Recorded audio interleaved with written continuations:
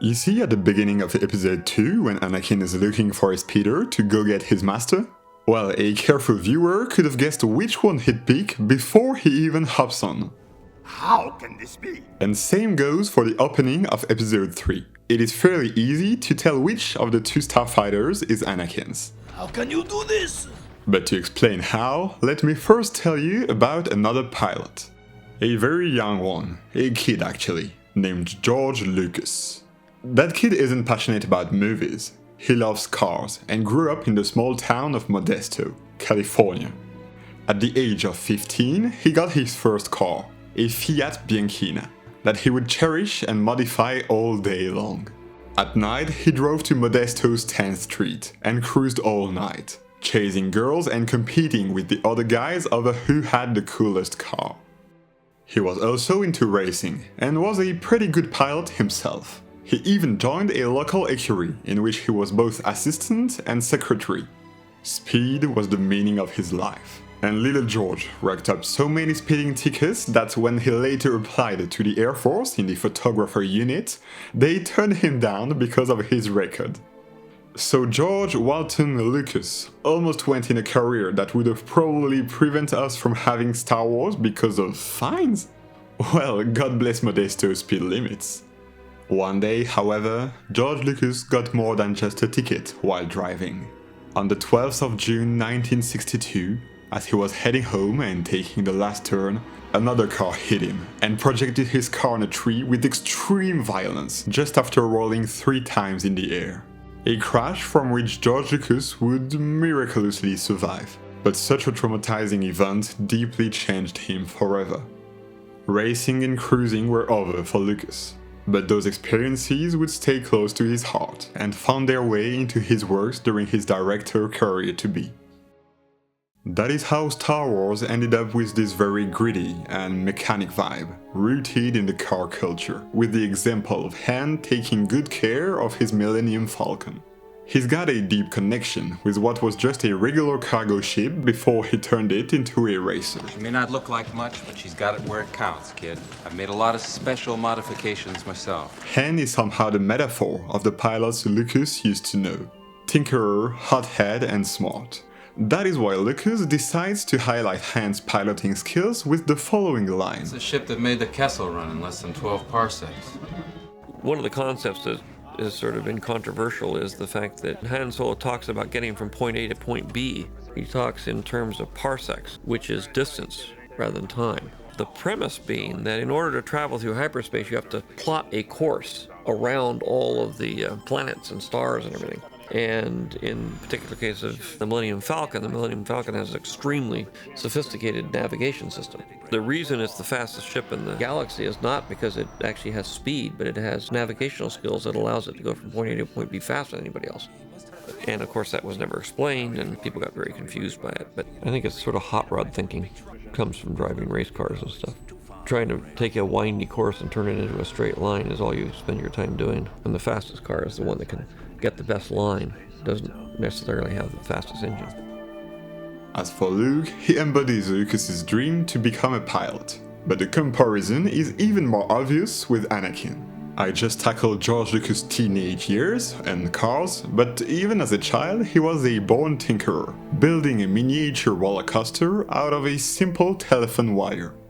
The resemblance is striking with Anakin, who at the age of 9 built a droid in his bedroom, as well as working on his own pod racer. Later on, Anakin would keep that sharp mechanical mind. The shifter broke. I'm good at fixing things. Always was. Just like Lucas, who, recognized as an outstanding editor, naturally swapped the gearshifts and belts of the motors for those of the big old editing machines. Both Lucas and Anakin are true technical experts. Aim right above the fuel cells.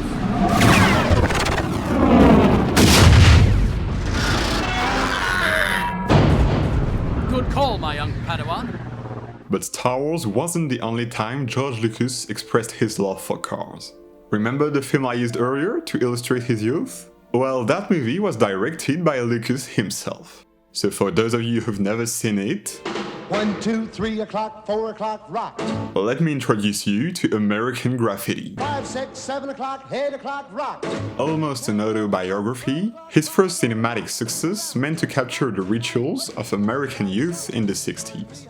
Cruising in stunning Chevrolet with radios blasting rock and roll songs, and racing with Milner's bright yellow Deuce Coupe, which he tinkered with to make even faster. And a few years later, the sequel would expand on his pilot career aspirations. But you can actually go back even further in time. No, not that far. There, that's good. George Lucas is at university, making his first student movies. Right in the second one, he already displays his passion for cars with Herbie, an abstract and soaring tone poem. Then came 14208, his undergrad project, showing a pilot racing a super-fast yellow Lotus across a circuit. And fun fact, the Oscar-winning movie Grand Prix was being filmed next door, and Lucas got spotted and got his way working as a camera operator on a second unit, marking his very first contribution to professional cinema. The breakneck pace of 14208 was given a further twist in Lucas's first feature film, THX 1138. In that movie, the main character tries to escape in a high-speed chase. Lucas uses the same technique, long lenses to flatten depth, giving the vehicle a surreal, otherworldly look. And if you think about it, this tradition of high-speed chase was to continue in the rest of his works. In Star Wars, each episode has this kind of sequence. The trench run in episode 4, the asteroid field sequence in episode 5, the speeder bike chase in episode 6, obviously the pod race in episode 1, Zam Wesell's chase in episode 2, and Grievous's one in episode 3. By the way, Grievous's wheel bike is itself an iteration of a long line of motorcycles, which George Lucas drove before he was even old enough to drive cars. And that's not to mention the numerous chases in Indiana Jones saga, which, as a reminder, was produced by Lucas. Another pattern answers the question from the beginning of the video. Did you catch it? Lucas gives his heroes a yellow vehicle whenever he can. Yeah, we've already tackled American Graffiti's Hot Rod and the Lotus race car, but there's also the Y-Wings, Anakin's pod, the N1 Starfighters, and of course the speeder from episode 2 and Anakin's spaceship from Revenge of the Sith. But where does this come from? Well, I don't have proof of that, but if you want my opinion, we have to go back to Lucas's younger days, when he was a mechanic with his friend and pilot Alan Grant, who at the time drove a Shelby Cobra that was blazing yellow. By the way, we can take a closer look at the striking similarity between the N1s and Annie's pod. It is all carefully done to highlight Anakin's transfer of skills, with similarities in design and colors, since the cockpit, where the orders are given, looks like R2, who assists navigation, and even in the composition and editing of certain shots, which are very similar between the race and the final battle. Now this is pod racing.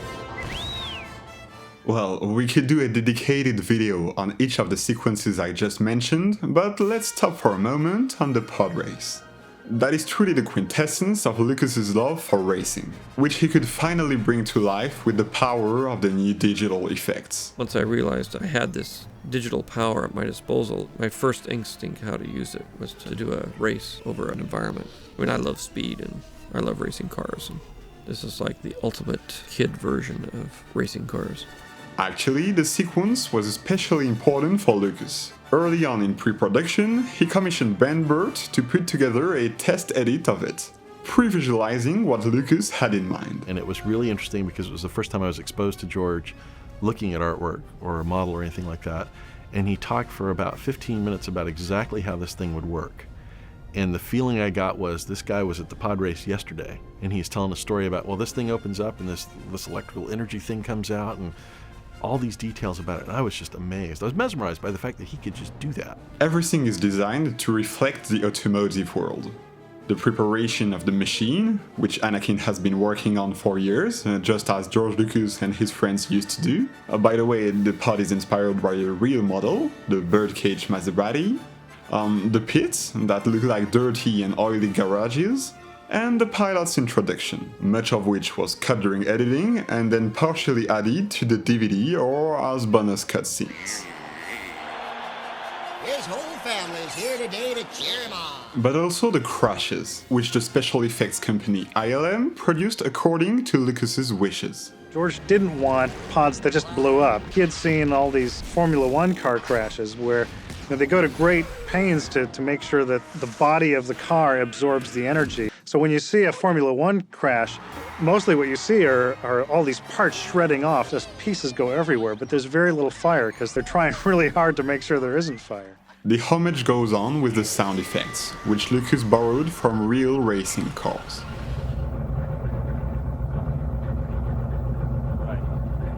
George Lucas had suggested that I really record a lot of high-speed automobiles and use those sounds as the basis for the pods. And so I set out gathering sounds of high-speed cars.